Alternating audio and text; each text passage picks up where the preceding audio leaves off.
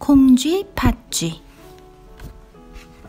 옛날 어느 마을에 사이좋은 부부가 살았어요. 부부는 남부럽지 않게 알뜰살뜰 잘 지냈어요. 그런데 딱 한 가지 걱정이 있었어요. 나이 들도록 아기가 없다는 것이었죠. 제발 아이를 갖게 해주세요. 부부는 밤낮을 가리지 않고 열심히 빌었어요. 그 덕분인지 얼마 지나지 않아 아기가 생겼어요. 하늘이 우리의 손을 들어주시구려. 부부는 기쁨에 겨워 덩실덩실 춤을 추었어요.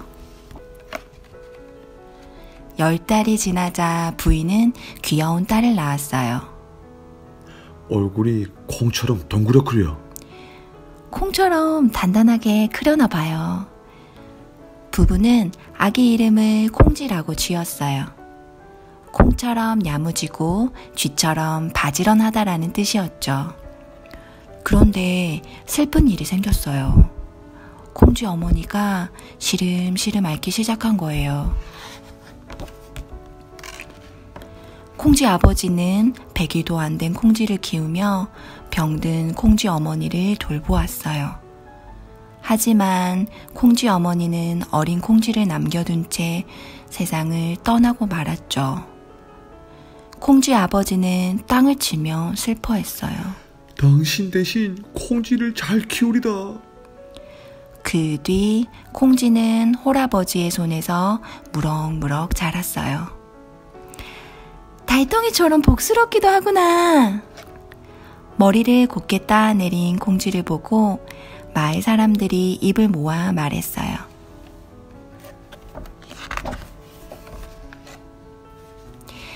이제 콩쥐도 어느 정도 컸으니 새 부인을 맞는 게 어떻겠어. 마을 사람 하나가 콩쥐 아버지에게 말했어요. 얼마 뒤 콩쥐 아버지는 새 부인을 맞았어요. 새 부인은 팥쥐라고 하는 딸아이를 데리고 왔죠. 콩쥐와 팥쥐라. 언니 동생으로 사이좋게 잘 지내렴. 오랜만에 아버지 얼굴이 싱글벙글 웃음꽃이 피었어요. 엄마! 잊지마, 내가 입을래. 팥쥐는 콩쥐를 보자마자 고운 치마를 탐냈어요. 팥쥐는 얼굴이 팥처럼 빨갛고 못생긴 아이였죠. 게다가 제 엄마를 닮아 욕심꾸러기였어요. 새엄마와 팥쥐는 틈만 나면 콩쥐를 괴롭혔어요. 불쌍한 콩쥐는 돌아가신 어머니를 생각하며 남몰래 혼자 울곤 했어요. 콩쥐 아버지는 바깥 일이 많아 콩쥐가 괴롭힘 당하는 것을 전혀 알지 못했어요. 어느 날 새엄마가 팥쥐에게 쇠오미를 주고 콩쥐에게는 나무호미를 주며 말했어요. 너희도 이제 다 컸으니 밭에 나가 김을 메어라. 풀을 다 뽑기 전에는 집에 올 생각도 말고. 팥쥐는 쇠호미로 모래밭의 풀을 금세 다 뽑았어요. 콩쥐는 나무호미로 자가밭의 풀을 힘겹게 뽑았어요. 그러다가 그만 호미자루가 뚝 부러지고 말았죠. 어쩌나 집으로 돌아갈 수도 없겠구나. 콩쥐는 눈물을 뚝뚝 흘렸어요. 그때 뭐 하는 소리가 들렸어요. 까만 털이 반들반들 빛나는 소 한 마리가 하늘에서 구름을 타고 내려왔죠. 콩쥐야, 왜 울고 있니? 풀을 뽑아야 하는데 호미가 부러졌어요. 까만 소는 주둥이로 풀을 남김없이 뽑아준 뒤 다시 하늘로 둥실둥실 올라갔어요. 뭐? 자갈밭의 풀을 벌써 다 뽑았다고? 새엄마는 못 믿어온 눈으로 콩쥐를 보았죠. 못된 깨를 쓴 게 틀림없어. 며칠 뒤 새엄마는 다시 콩쥐를 불렀어요. 예, 콩쥐야. 부엌에 있는 독에 물을 가득 채워넣어라. 못 채우면 밥도 주지 마, 엄마. 팥쥐가 옆에서 말했어요. 콩쥐는 우물물을 길어다 독에 부었어요. 아무리 길어다 부어도 독이 차지 않으니 어찌 된 일이지? 콩쥐는 너무 힘이 들어 팔다리가 후들후들 떨렸어요. 그때 어디에선가 두꺼비가 엉금엉금 기어왔죠. 독바닥에 금이 가서 물이 새는 거란다. 콩쥐야, 내가 도와줄 테니 걱정하지 마. 두꺼비가 눈을 꿈뻑이며 말하자 깜짝 놀란 콩쥐가 두꺼비를 쳐다보았어요. 내가 독 밑에 웅크리고 앉아 물이 새지 않게 막아줄게. 곧 독 안에 물이 찰랑찰랑 차올랐죠. 뭐야? 어떻게 금이 감독을 채웠지? 새엄마는 화가 나서 얼굴빛이 불그락 했어요. 어느 날 새원님이 온다는 소문이 마을에 퍼졌어요. 원님이 오시는 날에 잔치를 크게 벌인대요. 잔치 이야기로 온 마을이 떠들썩했어요. 마침내 잔칫날이 되자 새엄마와 팥쥐는 새 옷으로 갈아입고 집을 나섰어요. 콩쥐야, 너도 잔치 가고 싶으니? 그럼 배 두 피를 다 짜고 급히 새가마의 껍질을 벗겨놓고 오너라. 알겠지? 열일이 걸려도 다 못할걸? 팥쥐가 약을 올렸어요. 배 두 필은 언제 닿잖아. 콩쥐는 절로 한숨이 나왔어요. 급히 새가마는 언제 다 껍질을 벗기나. 돌아가신 어머니 생각에 자꾸 눈물이 흘렀어요. 어머니 어쩌면 좋아요. 그때 어디에선가 사근사근한 목소리가 들려왔어요. 콩쥐야, 걱정 마라. 고운 비단 옷을 입은 선녀님이 구름을 타고 둥실둥실 내려왔어요. 서둘러 잔치에 갈 준비를 하렴. 선녀님은 아롱아롱 예쁜 치마 저고리와 비단신을 주었어요. 짜까닥 선녀님이 배를 짜기 시작했어요. 짹짹짹 마당에는 참새떼가 몰려들었어요. 참새들은 급히 새가마를 단숨에 벗겨놓았죠. 콩쥐는 선녀님이 준 예쁜 옷을 입고 금실 은실로 수놓은 비단신도 신었어요. 비단신은 콩쥐의 발에 꼭 맞았죠. 선녀님 고맙습니다. 좋은 일이 있을 게다. 잘 다녀오너라. 콩쥐는 날개를 단 것처럼 사뿐사뿐 발걸음을 옮겼어요. 콩쥐가 부지런히 개울을 건널 때였어요. 어쩌지? 바로 뒤에 새원님이 오고 계시네. 콩쥐는 서둘러 징검다리를 건너다가 그만 비단신 한 짝을 물에 빠뜨렸어요. 뒤따라오던 원님이 개울물에 둥실둥실 떠내려가는 비단신을 보았어요. 여봐라, 저 비단신을 건져오너라. 원님은 작고 예쁜 비단신을 요모조모 살펴보았죠. 참 고운 비단신이구나. 보통 사람의 것이 아닌 듯한데. 원님은 비단신의 주인이 누구일까 궁금했어요. 드디어 새 원님이 잔치마당에 다다랐어요. 이 비단신의 주인이 누구냐? 앞으로 나오너라. 이방이 우렁우렁 큰 소리로 말하자 욕심쟁이 새엄마가 냉큼 나섰어요. 호호호, 제가 잃어버린 비단신이에요. 하지만 비단신은 새엄마의 발꿈치에서 탁 걸렸어요. 이번에는 팥쥐가 후닥닥 나섰지만 팥쥐의 발에는 헐렁헐렁 크기만 했어요. 원님은 새엄마와 팥쥐를 호되게 꾸짖은 뒤 이방에게 명령했어요. 온 마을의 여자들에게 비단신을 신게 보게 하여 반드시 주인을 찾아오너라. 콩쥐는 맨 마지막에야 비단신을 신어 보았어요. 비단신은 콩쥐의 발에 꼭 맞았죠. 그제야 콩쥐는 나머지 한 짝을 살며시 내놓았어요. 오, 당신이 바로 비단신의 주인이구려. 원님은 콩쥐가 마음에 쏙 들었어요. 나와 결혼해 주겠소? 콩쥐는 수줍게 웃으며 고개를 끄덕였어요. 새엄마와 팥쥐는 어떻게 되었을까요? 콩쥐를 괴롭혔던 잘못이 드러날까봐 겁이 나서 멀리 달아났답니다.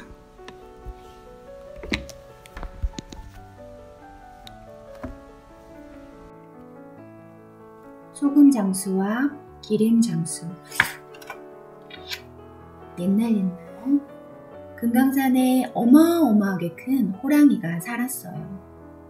이 호랑이는 먹성이 아주 좋아서 눈에 보이는 것들을 모조리 잡아먹었죠.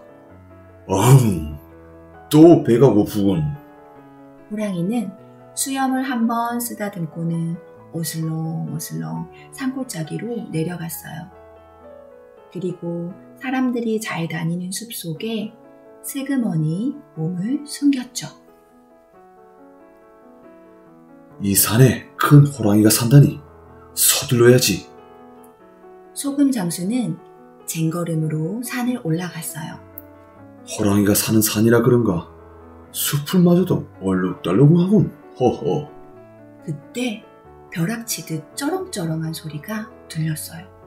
아우, 꼼짝 마라. 세상에, 수풀이 아니라 커다란 호랑이였던 거예요. 소금 장수는 그 자리에 털썩 주저앉았어요. 호랑이는 소금 장수를 한 입에 울꺽 삼켜버렸죠. 대체 여기가 어디지?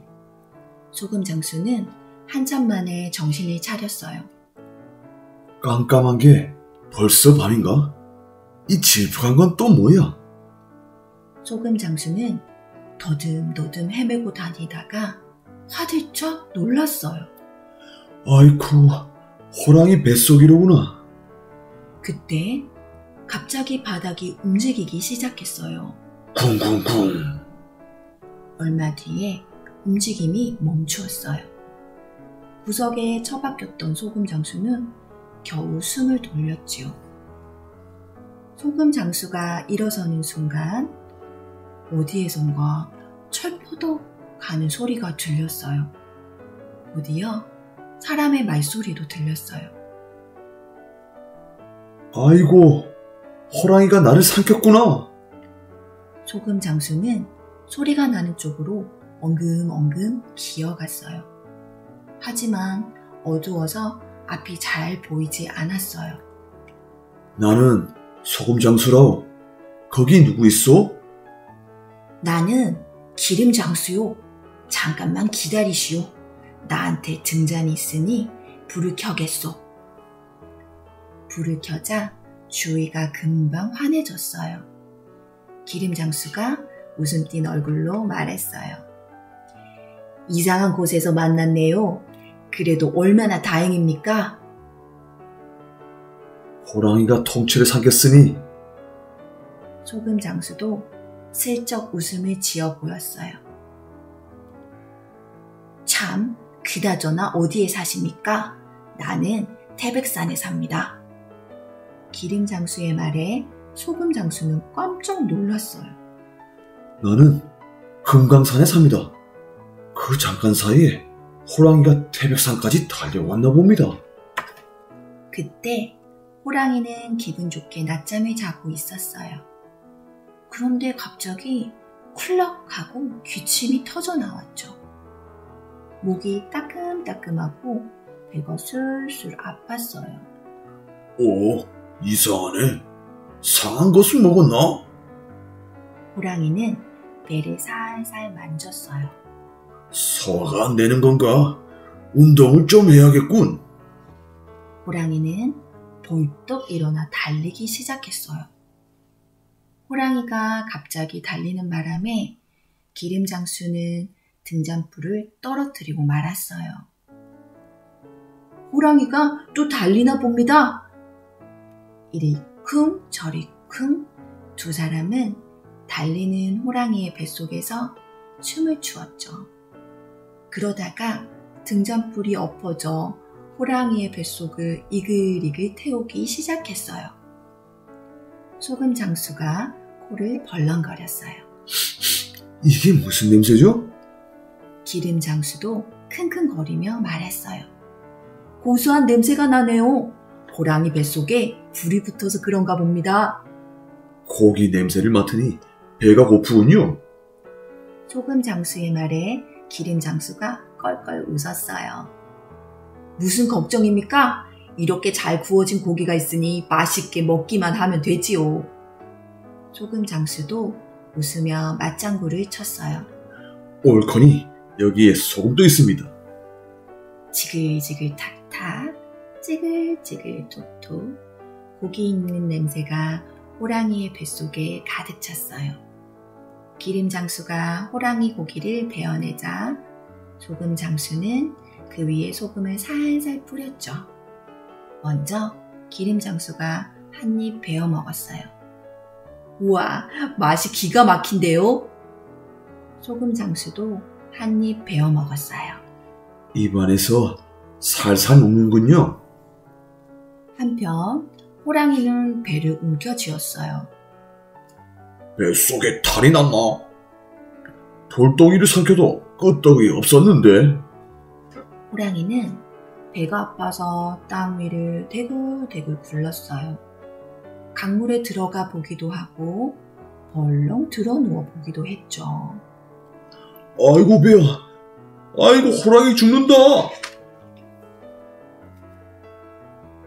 호랑이 뱃속에서 호랑이 고기를 먹은 사람은 우리밖에 없을 겁니다. 기름 장수의 말에 소금 장수도 따라 웃었어요. 하하, 그러게 말입니다. 소금 장수와 기름 장수는 배를 두드리며 흥얼흥얼 노래를 불렀어요. 기름에 지글지글 소금을 톡톡. 이 고기는 무슨 고기? 호랑이 고기. 이 고기를 누가 먹지? 우리가 먹지. 세상에서 제일 맛난 고기, 호랑이 고기. 호랑이는 너무나 괴로웠어요. 아이고, 호랑이 살려! 아이고, 호랑이 죽네! 호랑이는 마구 날뛰었어요. 산을 넘고 들을 지났어요. 강을 지나 고개도 넘었죠. 호랑이는 마침내 깊은 절벽 아래로 떨어졌어요. 과당, 과당, 쿵쿵. 꽈당, 꽈당, 탕탕. 몇백 그루의 나무가 뿌리채 뽑히고 커다란 바위는 부서져 자갈이 되었죠. 그 바람에 소금 장수와 기름 장수도 정신을 잃었어요. 한참 뒤에 소금 장수가 먼저 정신을 차렸어요. 곧 기름 장수도 눈을 뜨고 벌떡 일어났죠. 여기에 길이 있어. 빨리 나갑시다. 기름 장수와 소금 장수는 어둡고 꼬불꼬불한 길을 힘껏 달렸어요. 사실은 호랑이의 창자 속을 달리고 있었던 거예요. 저기 빛이 보입니다. 기름 장수가 먼저 호랑이 똥구멍으로 빠져나갔어요. 소금 장수도 얼른 뒤따라 나갔어요. 밖으로 나온 두 사람은 눈이 휘둥그레졌어요. 많은 사람들이 주위를 빙 둘러싸고 있었거든요. 여기가 어딥니까? 두 사람이 뒤집어 쓴 똥냄새가 어찌나 고약하던지 사람들이 코를 막고 대답했어요. 지리산이라오. 금강산에서 소금 장수를 꿀꺽하고 태백산에서 기름 장수를 꿀꺽한 호랑이가 지리산까지 와서 죽은 거예요. 소금 장수와 기름 장수는 사람들에게 호랑이의 뱃속에서 있었던 일을 말했어요. 와, 정말입니까? 사람들은 놀라서 입을 다무지 못했어요. 이 일은 임금님의 귀에까지 들어갔어요. 골칫덩어리였던 호랑이를 잡았으니 너희에게 큰 상을 내리겠노라. 소금 장수와 기름 장수는 기뻐서 임금님께 몇 번이나 넙죽 절을 했어요. 집으로 돌아가던 길에 소금 장수가 말했어요. 호랑이 뱃속에도 함께 있었던 것도 인연인데 우리 사돈 맺으면 어떨까요? 기름 장수가 고개를 끄덕였어요. 좋습니다. 우리 딸이 나를 닮아 똑똑하니 며느리감으로는 최고일 겁니다. 우리 아들도 나를 닮아 늠름하니 사익감으로는 그만일 겁니다. 하하. 소금 장수와 기름 장수는 손을 맞잡고 환히 웃었답니다. 3년 고개에서 넘어진 김생원. 옛날 어느 마을에 넘어지면 3년밖에 못 산다는 고개가 있었습니다. 그래서 사람들은 이 고개를 지날 때마다 항상 조심스럽게 다녔습니다. 어느 날 이 마을의 김생원이 이 고개에서 넘어지고 말았습니다. 아이고, 이를 어찌? 나는 이제 3년밖에 못 살겠구나. 김생원은 어린애처럼 엉엉 울며 집으로 돌아왔습니다. 여보, 내가 3년 고개에서 넘어졌으니 이제 나는 3년밖에 못 살겠구려. 이를 어쩌면 좋아요. 김생원의 집안 식구들은 모두 울음을 터뜨리며 슬퍼했어요. 얼마 후 김생원은 병이 들어 아예 자리를 깔고 눕게 되었습니다. 이웃 마을까지 가서 용하다는 의원을 모셔왔지만 김생원의 병은 점점 깊어만 갔습니다. 저러다 3년도 못 살고 돌아가시겠구나. 동네 사람들은 모두 김생원의 병을 안타까워했어요. 그런데 우연히 동네를 지나던 나그네가 이 말을 듣더니 큰 소리로 웃음을 터뜨렸습니다. 하하하하, 정말 웃었다. 이렇게 웃은 일은 난생 처음이야. 남의 불행한 일을 듣고 웃음을 터뜨리다니 당신은 아주 고약한 사람이구려. 그러나 나그네는 아랑곳하지 않고 계속 웃다가 한참 만에야 겨우 웃음을 멈추었습니다. 여보시오, 김생원님. 제가 김생원님의 병을 낫게 해드릴까요? 그러자 김생원은 간신히 자리에서 일어나 나그네의 말에 귀를 기울였어요. 아주 쉬운 일이에요. 3년 고개 가서 한 번 더 넘어지시면 돼요. 이 끼 나쁜 사람, 지금 날 놀리는 거요? 제 말을 잘 들어보세요. 한 번 넘어지면 3년이니까 2번 넘어지면 6년, 3번이면 9년, 4번이면 12년을 살 수 있지 않겠어요? 이 말을 들은 김생원은 번개같이 3년 고개로 뛰어가 대굴대굴 굴렀습니다. 신령님, 제발 오래 살게 해주세요. 걱정 마라. 너는 100살까지 살 게다. 나무 뒤에 숨어서 이 모습을 지켜보던 나그네가 신령님 흉내를 냈던 것이지요. 그 후로 김생원은 오래오래 건강하게 살았답니다. 은혜 갚은 뻥. 옛날 어느 시골 마을에 활 솜씨가 빼어난 젊은이가 살았어요. 젊은이는 밤낮으로 책을 읽으며 열심히 글 공부를 했어요. 마침내 과거를 보러 한양에 가기로 마음먹었죠. 사나운 짐승을 만날지도 모르니 활과 하살통을 챙겨가야겠군. 집으로 가는 길은 멀고도 험했어요. 출렁출렁 강이 앞을 가로막으면 나룻배를 얻어 탔어요. 뾰족뾰족 산이 앞을 가로막으면 가파른 바위를 기어 올랐죠. 어느 날 젊은이는 산길을 가다가 딱 멈춰섰어요. 씩. 커다란 구렁이 한 마리가 다리를 뜬 채 혀를 날름거리고 있었거든요. 젊은이는 조심조심 지나치려다가 무엇인가를 보고는 갑자기 활과 화살을 빼서 구렁이를 겨누었어요. 젊은이가 쏜 화살은 바람처럼 날아갔어요. 불사. 화살을 맞은 구렁이가 쓰러졌어요. 그 앞에는 새끼꿩 3마리가 와들와들 떨고 있었죠. 하마터면 고령이한테 고스란히 잡혀먹을 뻔했구나. 자, 얼른 집으로 돌아가렴. 새끼꿩들은 고맙다는 듯 몇 번이나 뒤를 돌아보았어요. 그러고는 자박자박 숲속으로 사라졌어요.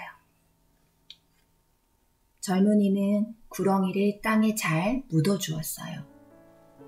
새끼꿩을 잡아먹으려고 하지 않았다면 너를 죽이지 않았을 텐데. 젊은이는 다시 발걸음을 재촉했어요. 깜깜한 산속에서 호랑이 같은 짐승이 덤벼들기라기도 하면 정말 큰일이 아니겠어요?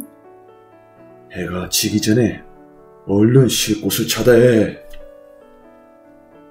젊은이는 어느새 어둑어둑해진 산길을 걷고 또 걸었어요. 그런데 땀을 뻘뻘 흘리며 아무리 가도 집 한 채 나타나지 않았죠. 아이고 다리야. 절이라도 나오면 하룻밤 쉬어가련만. 그때 저만치에서 깜빡깜빡 불빛이 보였어요. 어찌나 반가운지 젊은이는 헐레벌떡 뛰어갔어요. 울타리도 대문도 없이 달랑 방 한 칸에 허름한 헛갓뿐인 누추한 집이었어요. 그래도 젊은이는 살 것 같았어요. 지나가던 나그네입니다. 하룻밤 묵어 갈 수 있겠습니까?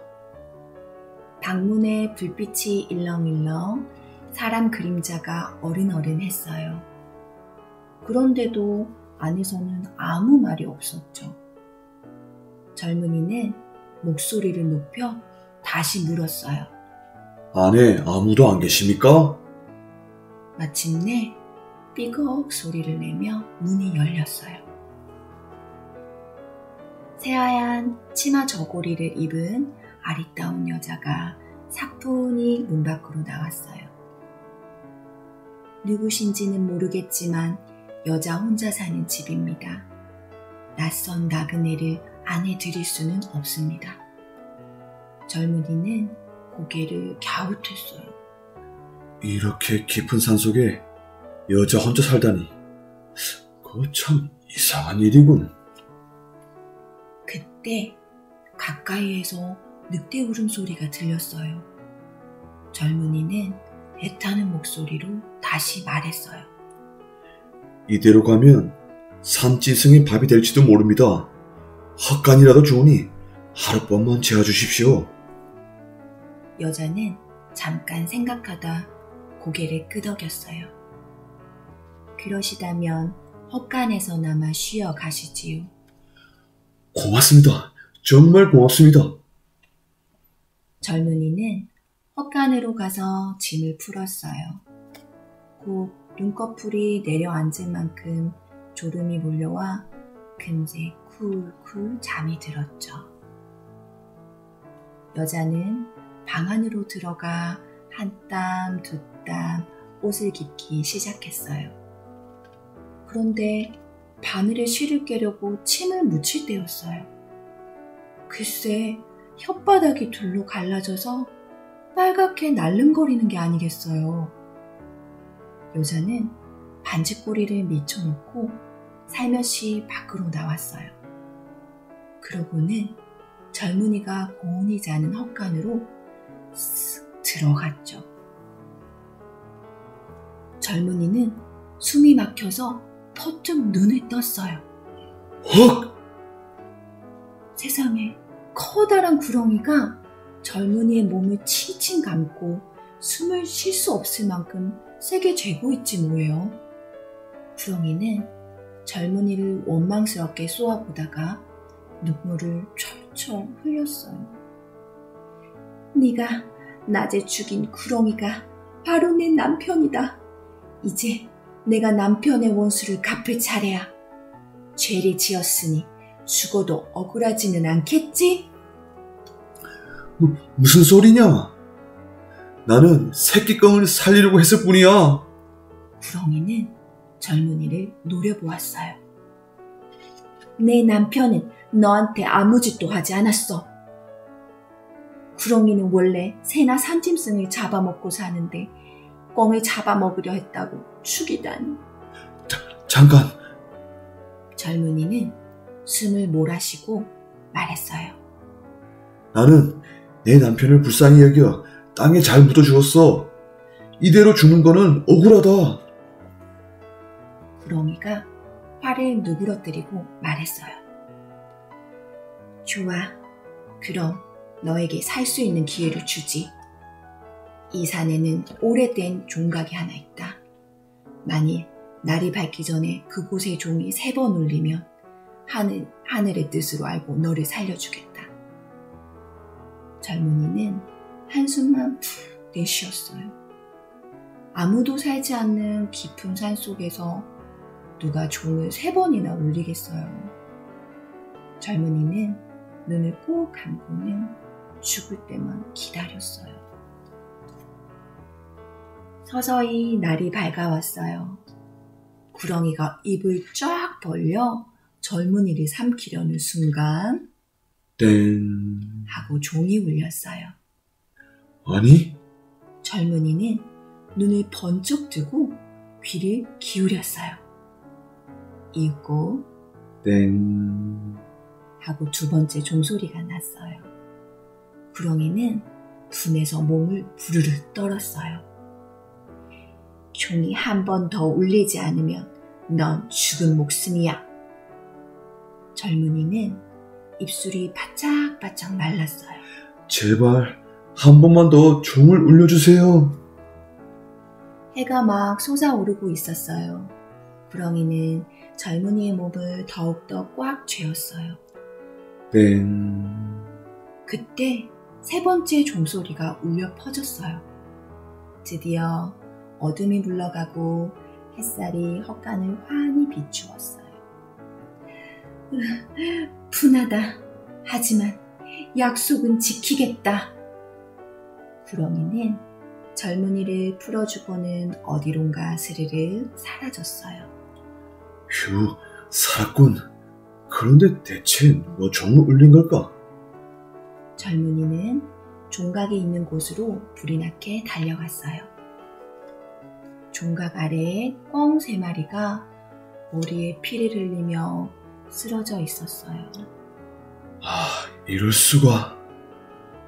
새끼 꿩의 가족이 죽음을 무릅쓰고 몸을 부딪혀 종을 울렸던 거예요.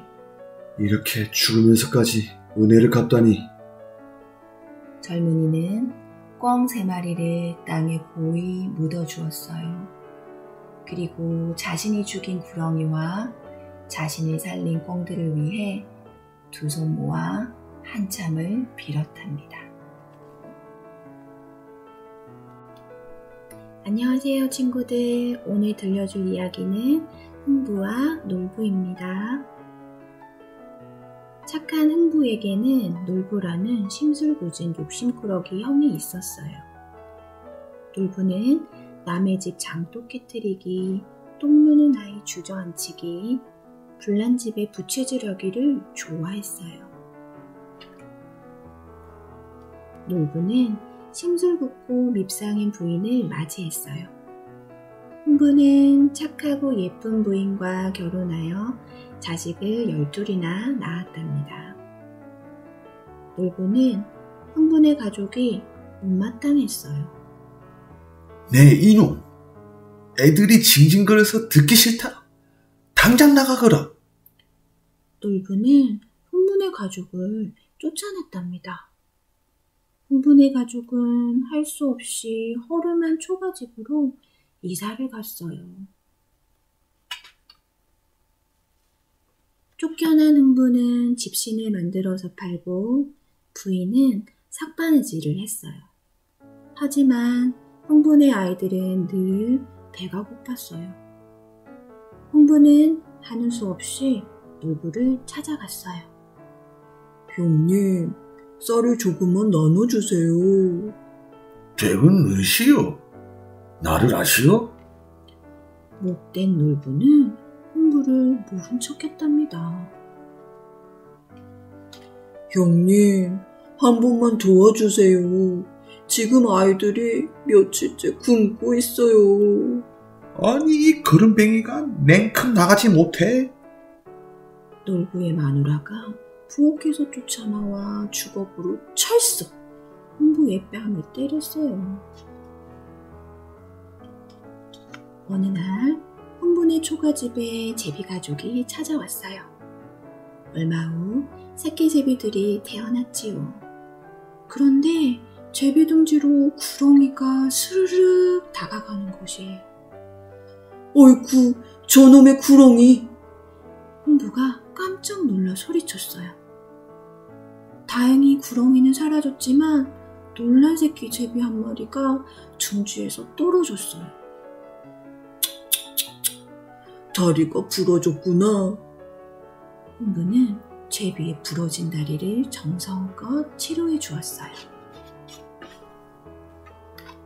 가을이 왔어요. 제비 가족은 겨울을 나기 위해 따뜻한 남쪽 나라로 떠났습니다. 제비야 잘 가렴. 흥분의 가족은 제비와 아쉬운 작별을 했죠. 다음에 봄이 되자 흥분의 초가집에 또다시 제비가 찾아왔어요. 제비는 박씨 하나를 물고 와 흥부에게 건네주었죠. 박이 자라면 조물조물 나물도 무쳐 먹고 잘 말려 바가지로 써야겠군. 제비야 고맙다. 흥부는 박씨를 심고 정성껏 길렀어요. 얼마 후 보름달처럼 둥근 박이 주렁주렁 열렸어요. 흥부와 부인은 박을 타기 시작했지요. 슬렁슬렁 살가살가 박을 타세 박을 타세.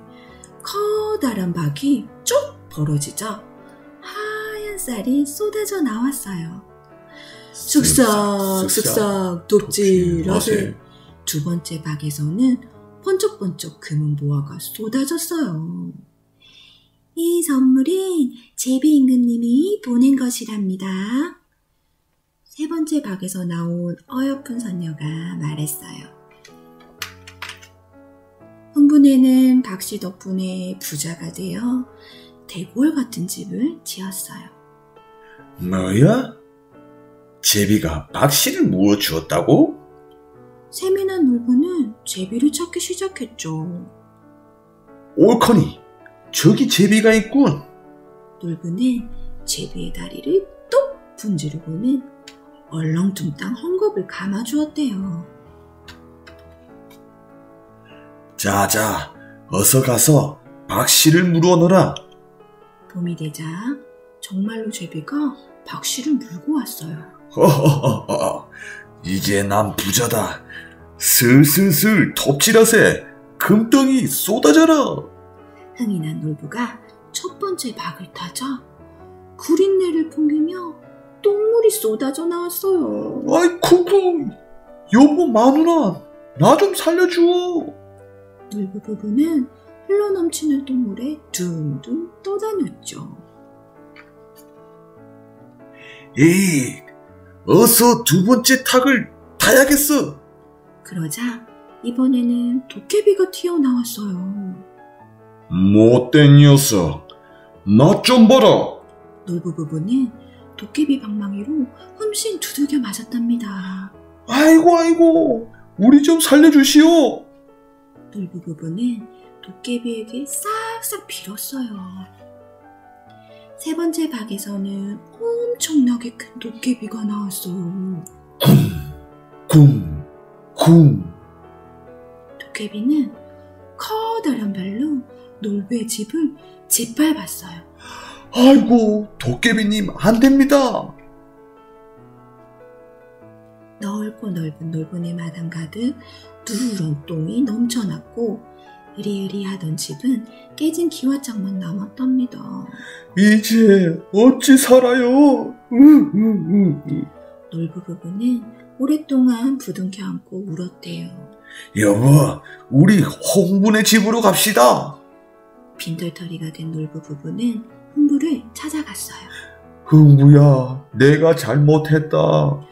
아이고 형님, 이제 우리 함께 행복하게 살아요. 그 후 흥부와 놀부 형제는 사이좋게 살았답니다.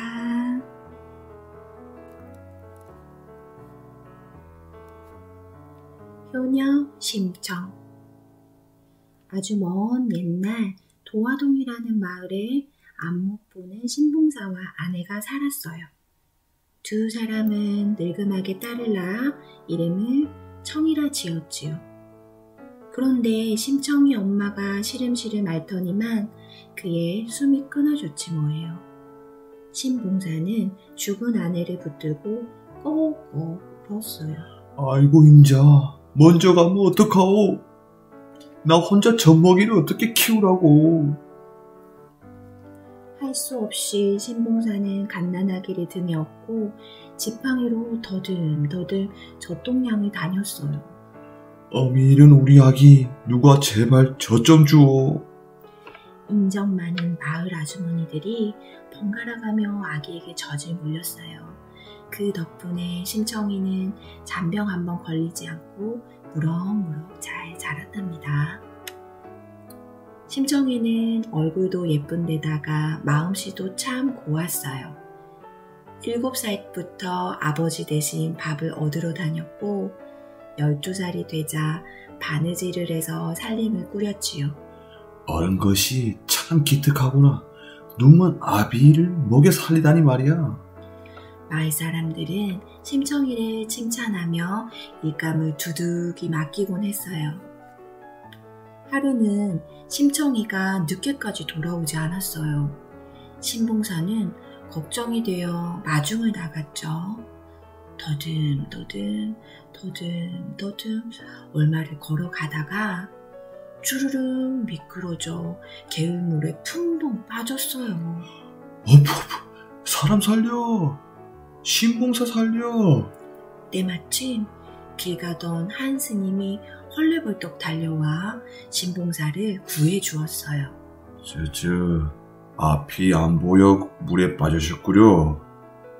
모은사 부처님께 쌀 300선만 바치면 눈을 뜰 텐데. 그게 참말이요? 나도 쌀 300석을 바치리다. 그날 저녁 신봉사는 밥상을 앞에 놓고도 밥 한술 뜨지 못했어요. 청아, 일이 어쩌면 좋으냐. 내가 눈을 뜨고 싶은 욕심 때문에 지키지도 못할 약속을 덜컥 해버렸지 뭐냐. 심청이는 눈먼 아버지의 손을 꼭 잡았어요. 아버지, 아무 염려 마세요. 부처님께 바칠 쌀은 제가 마련해 볼게요. 며칠 뒤 도화동에 낯선 뱃사람들이 나타났어요. 바다에 재물을 바칠 15살 처녀를 찾습니다. 돈이든 쌀이든 달라는 대로 주겠소. 심청이는 그 소리를 듣고 뱃사람들을 찾아갔어요. 이때 심청이 나이가 꼭 15살이었거든요. 제가 가겠어요. 그 대신 저희 아버지 눈뜨시게 쌀 300석을 모문사에 바쳐주세요. 뱃사람들은 눈시울이 뜨거워져서 그저 고개만 끄덕였답니다. 마침내 심청이가 배를 타고 떠나는 날이 되었어요. 신봉사는 나루터까지 달려나와 신을 벗어 땅을 치며 울부짖었어요.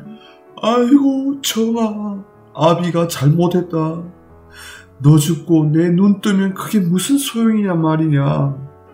심청이는 멀어져가는 배 위에서 손나발을 하고 목청껏 외쳤어요. 어르신들, 우리 아버지 좀 잘 보살펴 주세요. 배는 푸른 물살을 가르며 앞으로 나아갔어요. 그런데 어느 곳에 다다르자 갑자기 휘휘 바람이 불고 출렁출렁 파도가 치는 거예요. 자, 여기가 용왕님께 제사를 지낼 인당수라네. 심청이는 뱃머리에 사뿐히 올라섰어요.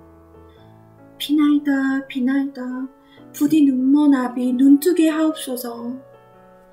심청이는 두 손을 꼭 모으고 시퍼런 바닷물에 풍덩 뛰어들었어요. 그러자 거짓말처럼 바람이 그치고 물결이 잔잔해졌어요. 물에 빠진 심청이는 정신을 잃고 말았어요. 그런데 어디에선가 커다란 거북이가 나타나더니 심청이를 등에 태우고 용궁으로 데려갔어요. 정신을 차린 심청이가 어리둥절한 얼굴로 물었어요. 여기가 어딘가요? 제가 아직 살아있는 건가요? 용왕이 빙그레 웃으며 대답했어요. 여기는 용궁이다. 때가 되면 땅으로 돌려보낼 테니 아무 걱정 말고 푹 쉬어라. 한편 신봉사는 모문사에 쌀을 바치고도 눈을 뜨지 못했어요. 다행히 뱃사람들이 쌀과 돈을 많이 주고 가서 넉넉하게 지낼 수 있었지요. 그 소문을 듣고 이웃 마을에 사는 뺑덕 어멈이 찾아왔어요.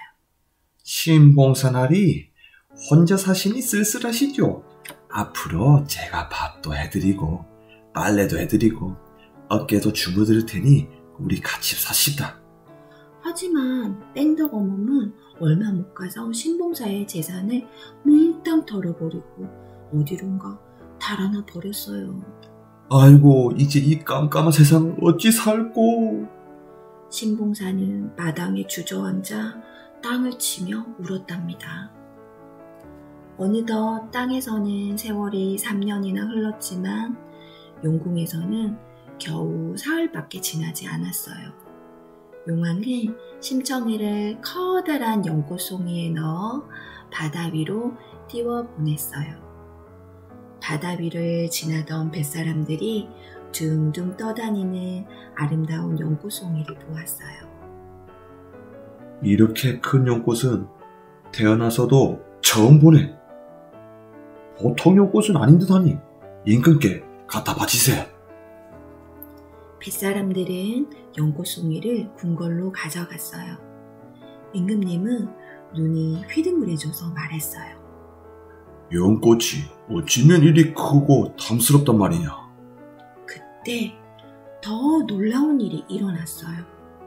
연꽃잎이 스르르 벌어지더니 심청이가 모습을 드러낸 거예요. 연꽃 위에 다소곳이 앉은 모습은 눈부시기에 아리따웠어요. 임금님의 가슴이 콩닥콩닥 뛸 만큼이나요. 임금님이 신하들에게 큰 소리로 말했어요. 이 처녀는 하늘이 보내신 게 틀림없어. 그러니 이 처녀를 왕비로 삼을 것이오. 얼마 뒤 궁궐에서 임금님의 결혼식이 열렸어요. 궁궐 안팎이 잔치 분위기로 떠들썩했죠. 임금님은 어찌나 기분이 좋았던지 연꽃을 가져온 뱃사람들에게 큰 상을 내렸어요. 심청이가 왕비가 된 뒤 나라 안은 참 평화로웠어요. 하지만 심청이의 얼굴에는 늘 근심이 가득했어요. 중전, 무슨 걱정이라도 있어? 속 시원히 말해보구려. 심청이는 그때까지 있었던 일을 모두 털어놓았어요. 그렇다면 지금이라도 중전의 아버님을 찾아야지요. 임금님은 당장 도화동으로 신하를 보냈어요. 하지만 신봉사가 오래전에 마을을 떠났다는 안타까운 소식만 전해들을 수 있었답니다. 그러던 어느 날 심청이의 머릿속에 좋은 생각이 떠올랐어요.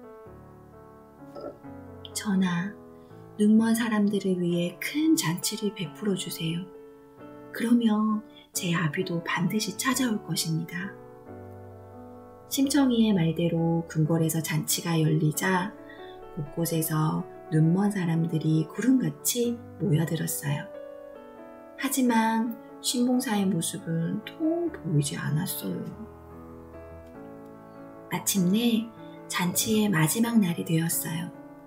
심청이는 잔치 마당을 여기저기 살펴보다가 웬 거지에게 정신없이 달려갔어요. 아이고 아버지, 여태 눈을 못 뜨셨어요. 저예요, 청이. 아버지 딸 청이란 말이에요. 뭐라고? 죽은 청이가 살아 돌아왔다고? 어디 보자. 내 딸 얼굴 좀 보자. 신봉사는 두 눈을 끔적끔적했어요. 그러더니 번쩍 눈을 떴어요. 아버지! 아이고 청아. 그 뒤로 심청이는 아버지를 모시고 오래오래 행복하게 살았답니다.